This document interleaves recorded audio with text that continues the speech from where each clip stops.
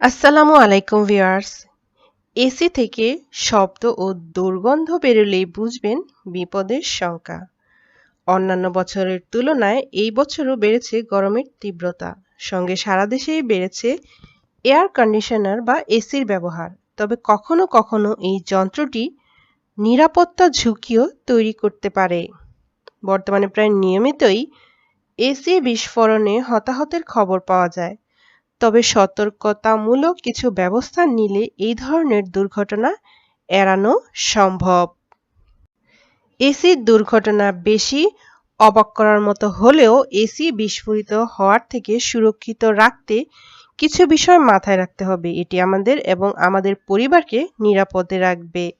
AC wiring check করতে কোম্পানির একজন টেকনিশিয়ানকে কল করা উচিত এবং আলগা সংযোগগুলি পরীক্ষা করানো উচিত। সম্ভাব্য সমস্যা দেখা দেওয়ার আগে চিহ্নিত করে দুর্ঘটনা এড়ানো যায়। এসি ইউনিট থেকে অস্বাভাবিক শব্দ বা দুর্গন্ধ আসন্ন বিপদের লক্ষণ।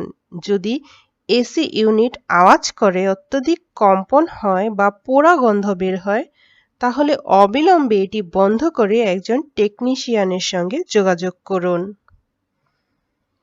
এসি ব্লোয়ার পরিষ্কার না করলে এসির শীতল করার ক্ষমতা কমে যায় এবং এটি অতিরিক্ত গরম হয়ে যায়, যার কারণে এটিকে ঘর ঠান্ডা করতে আরও বেশি পরিশ্রম করতে হয়।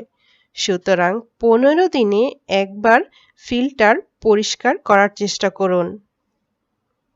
এসি আউটডোর ইউনিটগুলোতে ধুলো জমেও কনডেন্সার কয়েলগুলোকে ব্লক করতে পারে। এতে এসির দক্ষতা হ্রাস পায় ও অতিরিক্ত গরম হওয়ার ঝুঁকি বাড়ায়।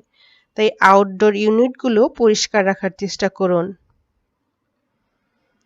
নিশ্চিত করতে হবে যে এসির আউটডোর ইউনিটের চারপাশের জায়গাটি ভালোভাবে বায়ু চলাচল হয়।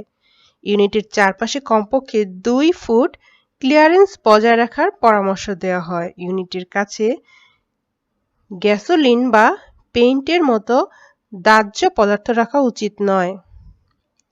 এসি ইউনিট হিসাবে আলাদা তারের প্রয়োজন। এক্সটেনশন কর্ড ব্যবহার করলে সার্কিট ওভারলোড হতে পারে এবং অতিরিক্ত গরমও হতে পারে। এতেও আগুনের ঝুঁকি বেড়ে যায়। তাই এই নিয়মগুলো মেনে চলার চেষ্টা করুন এবং এসির বিপদ থেকে সুরক্ষিত থাকুন।